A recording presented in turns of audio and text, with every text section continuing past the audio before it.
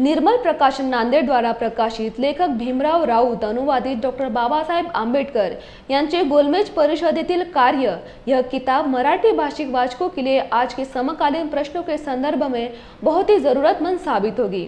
ऐसा मत संविधान तज्ञ डॉक्टर सुरेश माने ने नांदेड़ में कहा। प्रसिद्ध साहित्यिक प्राध्यापक दत्ता भगत इनकी अध्यक्षता में हुए इस कार्यक्रम में डॉक्टर सुरेश माने इनके हाथों किताब का प्रकाशन किया गया। अतिथि के तौर पर डॉक्टर राजेंद्र गोनारकर ने कहा कि गोलमेज परिषद में गांधी व डॉक्टर आंबेडकर इनके संघर्ष को नए दृष्टिकोण से देखने की आवश्यकता है। ऐसी बात कही। इस वक्त कार्यक्रम में शहर के साहित्य प्रेमी बड़ी संख्या में मौजूद थे। माझं नाव भीमराव राऊत। मी डॉक्टर बाबासाहेब आंबेडकर यांचे गोलमेज परिषदातील कार्य या पुस्तकाचा अनुवाद केलेला आहे। सदर पुस्तकाचा अनुवाद महाराष्ट्र शासनाने इंग्रजीमध्ये प्रकाशित केलेल्या doctor Babasaheb Ambedkar writing and speeches volume 2 या ग्रंथातील doctor Babasaheb Ambedkar at the round table conferences या ग्रंथाचा या भागाचा अनुवाद आहे।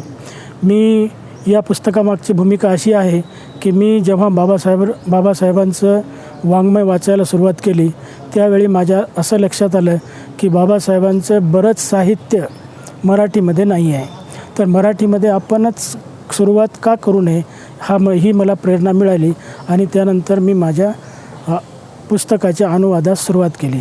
या अनुवादाला जवळपास मला 3 ते 4 वर्षे लागले आणि मी हा अनुवाद अतिशय काळजीपूर्वक केलेला आहे। बाबासाहेबांच्या गोलमेज परिषदेच्या कार्याबद्दल सामान्य लोकांना अजूनसुद्धा माहिती नाही, तर हे पुस्तक सर्वांना म्हणजे अतिशय आवश्यक आहे।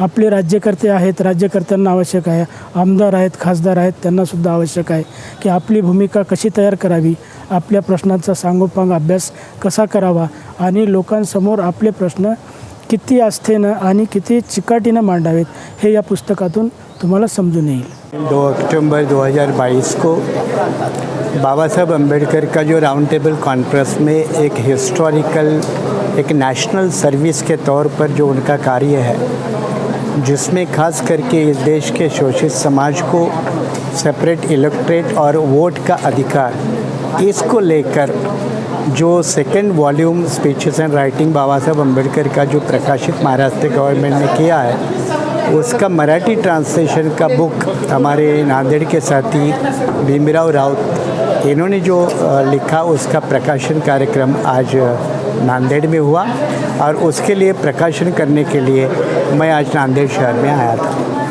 सर, तमाम साहित्यकारों के लिए क्या कहा?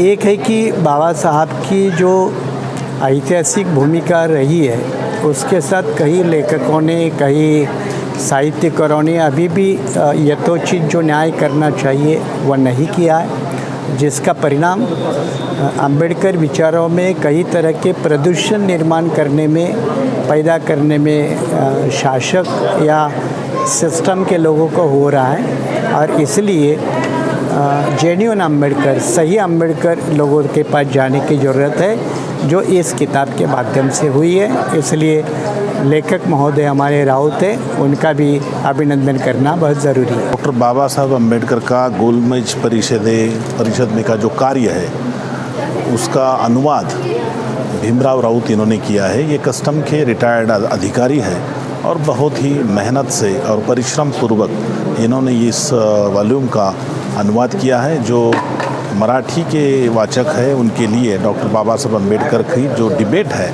जो काम हुआ है, 3 गोलमेज परिषद हुए थे राउंड टेबल कॉन्फ्रेंस, उसमें बाबा साहब का क्या योगदान था, गांधी की क्या भूमिका थी, जिन्ना ने क्या कहा था, सप्रू ने क्या किया था, मुंजे जो है हिंदू महासभा के, उनका क्या कहना था। और इसके बावजूद बाबा साहब का जो एक व्यू है पूरे भारत को लेकर, पूरे जो नया जो भारत बनना चाहता था उस भारत को लेके बाबा साहब ने जो रिप्रेजेंटेशन का मुद्दा उठाया था, अस्पृश्यतों के रिप्रेजेंटेशन का हो या दलित शोषित वंचितों के रिप्रेजेंटेशन का हो, तो इस रिप्रेजेंटेशन को किस तरह से बाबा साहब चाहते थे और डॉक्टर बाबा साहब अम्बेडकर ने किस तरह से अपनी जो भूमिका है, जिस ठोस तरीके से उन्होंने भूमिका अपनी रखी और इन राउंड टेबल कॉन्फ्रेंस में अपने हित में, अपने लोगों के हित में किस तरह से ब्रिटिश शासन को बाध्य किया।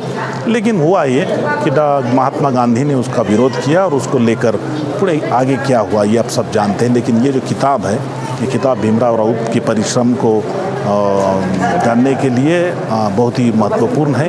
मुझे लगता है कि अभ्यासकों के लिए ये किताब उपयोगी साबित होगी।